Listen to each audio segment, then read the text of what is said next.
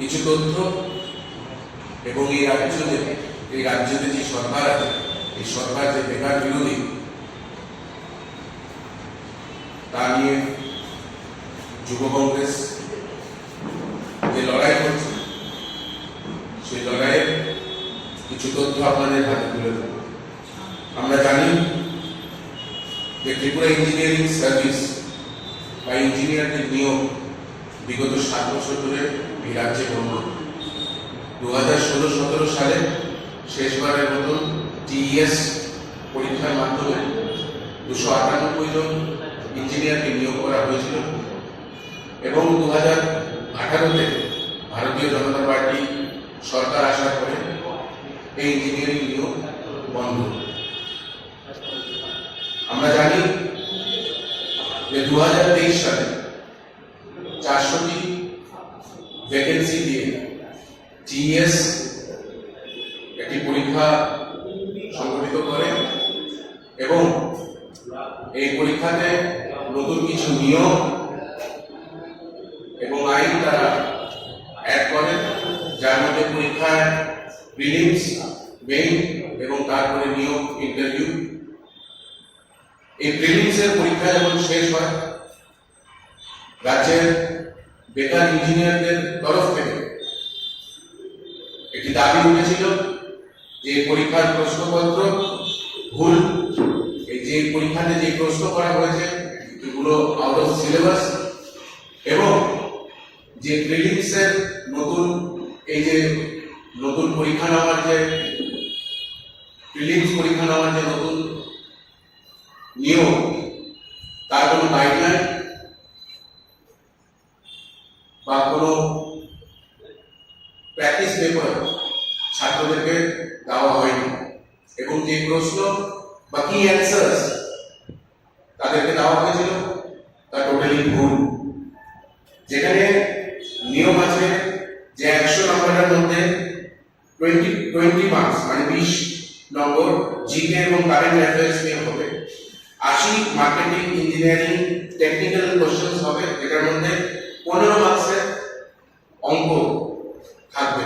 কিন্তু আমরা দেখেছি এই প্রশ্ন হুবহু গেট এবং ইউপিএসসি থেকে উঠিয়ে দেওয়া হয়েছে এবং ক্যালকুলেটর এলাও করা হয়নি এবং ওই পরীক্ষাতে প্রায় 45 মার্কসের মতো খালি অঙ্কই ছিল এবং ক্যালকুলেটর ছাড়া এই ইঞ্জিনিয়ারিং এর টেকনিক্যাল অঙ্কগুলোকে সলভ করা অসাধ্য, কেউই পারবে না। তো তারপরে যখন হাইকোর্টে মামলা করা হয় এবং এই ভুল প্রশ্নের বিরুদ্ধে ছাত্ররা যখন সরব হয়, তখন টিইএস এর থেকে কেউই কোন রকম সাড়া দেয়নি এবং তারা ভুল প্রশ্নটাকে সত্যি করে কিছু স্টুডেন্টসদেরকে এই পরীক্ষায় উত্তীর্ণ করার একটি কালো ষড়যন্ত্র এবং একটি নীল নকশা এঁকেছিল। সেকেন্ড মে হাইকোর্টের রায় এসেছে, যেখানে আবারও প্রমাণিত হয়েছে যে রাজ্য সরকারের দ্বারা এই নিয়োগ প্রক্রিয়ায় অত্যন্ত মানের দুর্নীতি ছিল এবং হাইকোর্ট রায় দিয়েছে যে প্রিলিমস পরীক্ষা যেন আবার রিচেক করা হয় নতুন কমিটি নিয়ে, যে কমিটিতে পুরনো কমিটির যাতে কেউ না থাকে। এবং আমরা কিছু সূত্রে এবং খবরের কাগজে দেখেছি যে এই দুর্নীতির পেছনে অসীম পাল, এক্সাম কন্ট্রোলার এবং তার ওয়াইফ অমলিকা, মিসেস অমলিকা যুক্ত আছে এবং কোটি কোটি টাকা স্টুডেন্টসদের থেকে কমিশন হিসাবে খেয়ে এই পরীক্ষায় পেপার ছিনিমিনি করেছে। পরীক্ষার ডেট ছিল জুলাই 16, 2023 এবং পিআরপিসি কে আবার নতুনভাবে নিয়োগ করে এই পরীক্ষা নেওয়া হয়েছিল অক্টোবর 8, 2023 তে। কিন্তু যখন পরীক্ষা নেওয়া হয়েছিল এই আড়াই মাস যে পেপারগুলো, এই কোশ্চেন পেপারগুলো কতটুকু মানে এই কোশ্চেন পেপারগুলো লিক হয়নি তা নিয়ে প্রশ্ন উঠেছে।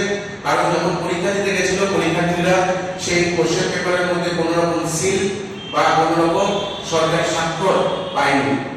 এবং আমরা আবারও জানাই যে রাজ্য সরকার বেকার বিরোধী সরকার এবং এই সরকার বারংবার বেকারদের জীবনকে নিয়ে ছিনিমিনি খেলছে আমরা আগেও যুব কংগ্রেসের সহসভাপতি শাহজাহান ইসলাম এই বিষয় নিয়ে চিঠি লিখেছিলেন এবং আমরা এখনো দাবি করছি যে এই প্রিলিমস পরীক্ষা যাতে বাতিল করা হয় এবং তার সাথে যাতে অসীম প্রান্তে এবং অমরিকাকে সেই পদ থেকে সরিয়ে নেওয়া হয়, কারণ তারা প্রচন্ড মানের দুর্নীতির সঙ্গে যুক্ত। এবং আরেকটা প্রশ্ন, এবং যেই প্রশ্নের উত্তর আমরা এখনো সরকারের মুখে কিছু শুনতে পাচ্ছি না। আমরা কিছুদিন আগেই জানি যে কোঅপারেটিভ ব্যাংক নিয়োগে যে আসাম যাওয়ার বাসটিতে অ্যাক্সিডেন্ট হয়ে একটি তরতাজা প্রাণ মারা গেছে, তাকে কোনো রকম সাহায্যের কোনো আশাই এই সরকার দিচ্ছে না। এবং আমরা যখন রাজদ্বীপের বাড়িতে গেছি, আমরা রাজদ্বীপের পরিজনদের থেকে শুনেছি যে এই অ্যাম্বুলেন্স দিয়ে তার বডিটা নিয়ে আসা হয়েছে, সেই অ্যাম্বুলেন্সটাও পর্যন্ত রাজ্য সরকার কোন রকমের আর্থিক সাহায্য করেনি। আমরা দাবি জানাই। এবং আপনারা জানেন এই কোঅপারেটিভ ব্যাংক নিয়ে সবচেয়ে প্রথম যুব কংগ্রেসই সরব হয়েছিল, এবং আমরা আবার দাবি জানাচ্ছি কোঅপারেটিভ ব্যাংকের কাছে এবং রাজ্যের মুখ্যমন্ত্রী শ্রী মানিক সাহাজির কাছে যে আপনি অতি সত্বর এই পরিবারের পাশে দাঁড়ান এবং এই পরিবারকে একটি চাকরি আপনার দিতেই হবে। এই দাবি জানিয়ে যুব কংগ্রেস আজকে আরো দু তিনটে কথা যেটা বলতে চাচ্ছে, সেটা হয়েছে যে আমরা দেখেছি যে প্রত্যেকবার এই যুবকদের জীবনকে নিয়ে ছিনিমিনি খেলা হচ্ছে। আমরা আরো দেখেছি যে এই রাজ্যে কমিশন ব্যবসা চারিদিকে ছেয়ে গেছে। যেখানে যাচ্ছি আমরা দেখছি মার্ডার, মুখে অ্যাসিড মেরে দেওয়া বা নানান রকম নোংরা জিনিস এই রাজ্য জর্জরিত।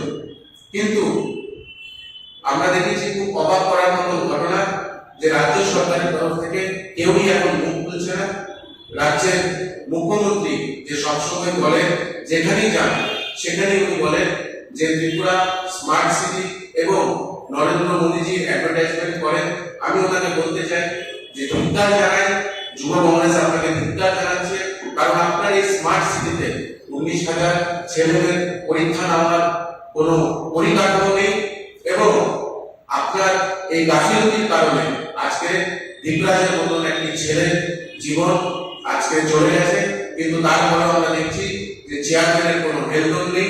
আমরা অতি সত্বর আবারও প্রোটেস্টে নামবো এবং আমাদের যে দাবি যুব কংগ্রেস থেকে আপনাদেরকে জানানো হয়েছে, আপনাদের অতি সত্বর এই দাবিগুলোকে মানেন, না হলে আমরা বৃহত্তর আন্দোলনে সামনের দিকে নামার চেষ্টা